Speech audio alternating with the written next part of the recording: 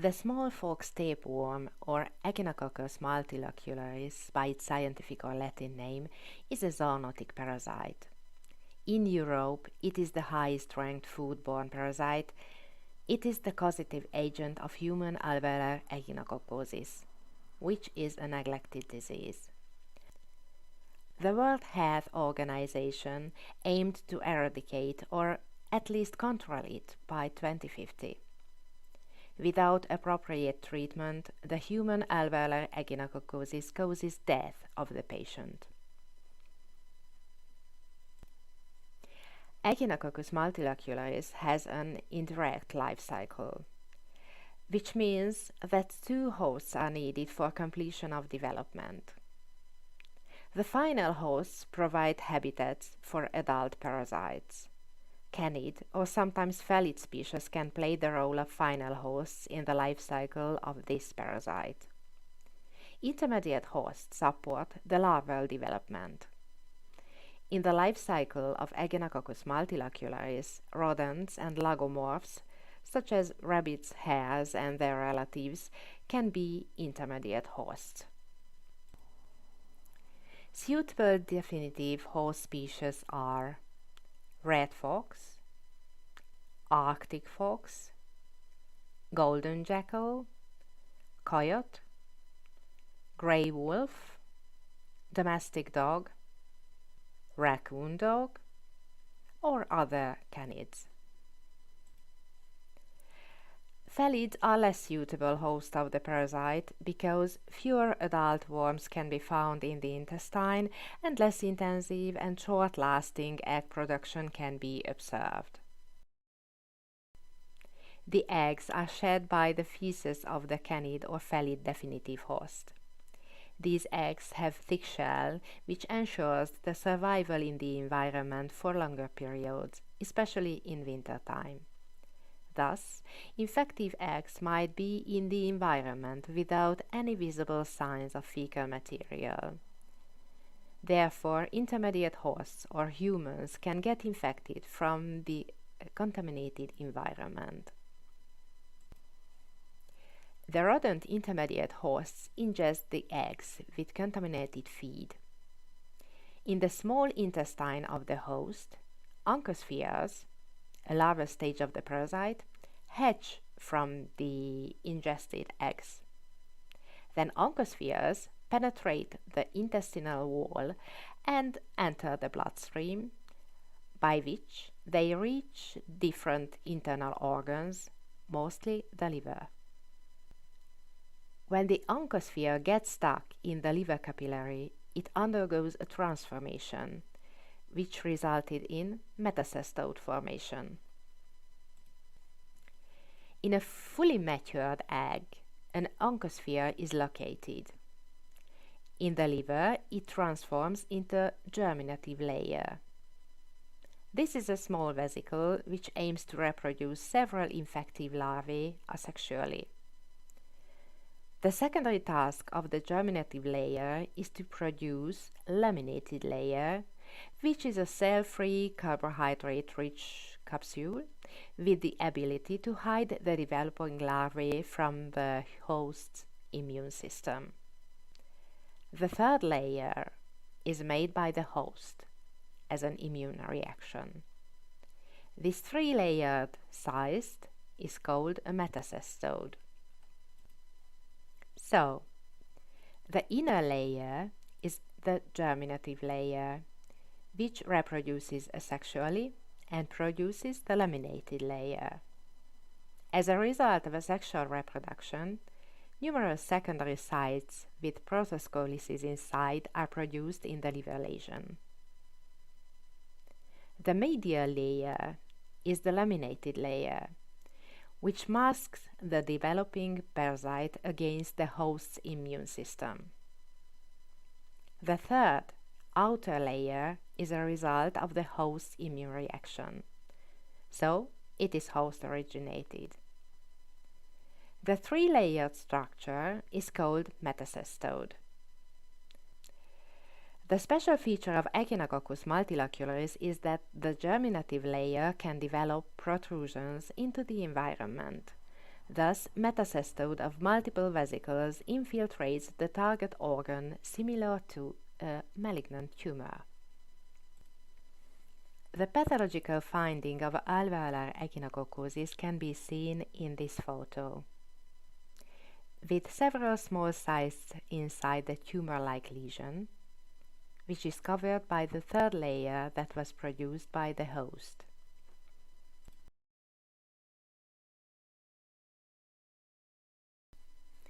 Inside the metacestodes in the liver, or another internal organ of the intermediate rodent host, protoscolysis develop. This developmental stage should be consumed by the definitive hosts to get infected. So, the final hosts get infected by consuming infected intermediate hosts with metacestodes and protoscolysis inside their bodies. In the small intestine of the definitive host, protoscolysis develop further to adult worms. The most important initial signal for further development is the bile acid composition. Herbivore bile can kill protoscolysis, while carnivore bile can initiate maturation.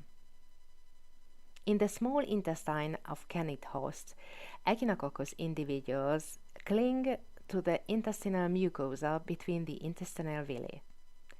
These small worms have about the same size as of intestinal villi. They live in an intimate connection with the brush border and utilize fully ingested intestinal content. Since an obligate parasite, Echinococcus multilocularis has no intestinal tract. Therefore, it absorbs nutrients through its tegument.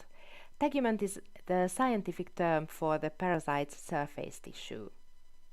In canid definitive host, the infection by Echinococcus multilocularis doesn't show any clinical signs.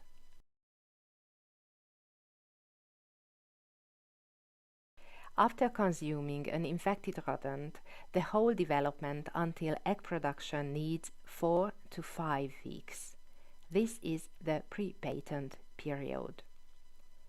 The lifespan of the adult worms can be about 5 months, depending on the host species. Mostly in foxes, it is the shortest. In rodent intermediate hosts, severe liver dysfunction can evolve. By experimental infection of different rodent species, protoscolysis development was proved to be 8 to 10 weeks after oral ingestion of eggs. Humans get infected by accidental ingestion of parasite eggs, and such as in intermediate hosts, the consequence is internal organ failure. The progression of human echinococcosis is very slow. Generally, the first clinical signs occur 5 to 15 years after the intake of the parasite eggs. These first signs are not characteristic at all. Digestive disorders, mild abdominal pain can be the primary symptoms. When more severe clinical signs occur, the disease is generally in an advanced stage. The pathological findings inside the human body is the same as in rodent intermediate hosts. In endemic regions, parasite egg contamination of the environment causes human infection. Humans can ingest eggs with unwashed raw foods, for example fruits and vegetables from kitchen garden or from forest environments, or by drinking surface waters. Poor hand hygiene can also be the source of infection. After gardening, firewood processing, forest work, hunting, raw food processing, playing on playgrounds or especially in sandpits, or playing with and grooming dogs or cats. A thorough hand wash is indispensable to mitigate infection risk, especially within high-risk geographical regions. Neither airborne echinococcosis can be excluded. Dog or cat grooming, cleaning of kennels or cat litters, or lawn mowing can also be a source of infection. Nowadays, almost the whole territory of Europe is endemic, but Echinococcus multilocularis can be found also in North America, Alaska and Canada, China. The Tibetan Plateau is a severely hyperendemic area, and Kyrgyzstan, Iran, and Turkey. The parasite evolved in Beringia and distributed in the Holarctic realm during the glaciation-interglaciation cycles. Due to its origin, it adapted to cold and humid climate. For this reason, its historic distribution areas were cold places, such as the Alps in Europe and the Tibetan Plateau in China. It spreads from these historic foci by population expansion of red foxes, as it has been experienced in Europe because of the successful anti-rabies campaign since the 1990s. Due to the cold-loving nature of Echinococcus multilocularis, some researchers predicted that climate change would flush out the parasite from its newer distribution areas.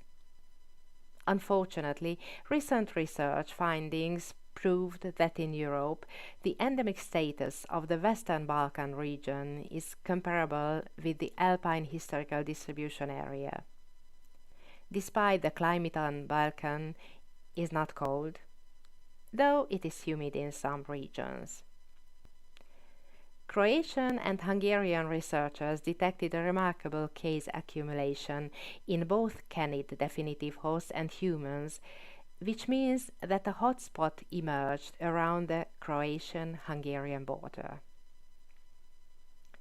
The microepidemiological investigation of the Western Balkan phenomenon is ongoing, but researchers suppose that the parasite can survive in microfoci with locally cool and humid microclimate. Microfoci can be found by rivers, waterholes in the forests, ponds in wet grasslands, or deep valleys, even in the driest regions.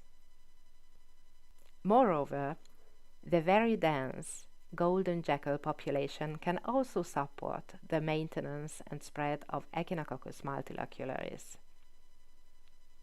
And how to avoid infection? Since the disappearance of Echinococcus multilocularis is not expected in the near future, it is worth being careful within its distribution areas and the surrounding regions. Therefore, never eat raw fruits and vegetables without washing. Never drink from surface water, just after boiling. Improve your hand hygiene. Always wash hands thoroughly after working with soil, touching firewood, after handling raw fruits and vegetables, after playing with dogs and cats, after grooming animals, after feeding animals, and after any outdoor activity. Always wash kitchen tools thoroughly after working with raw products. Consult your veterinarian about the protection of your dog or cat, especially if your pet spends time outdoor. If you have any suspicion that you have got infected, for example because you didn't follow the rules in the past, visit your physician. Echinococcosis is not an incurable disease. Early diagnosis makes the therapy more successful. So, consult your physician.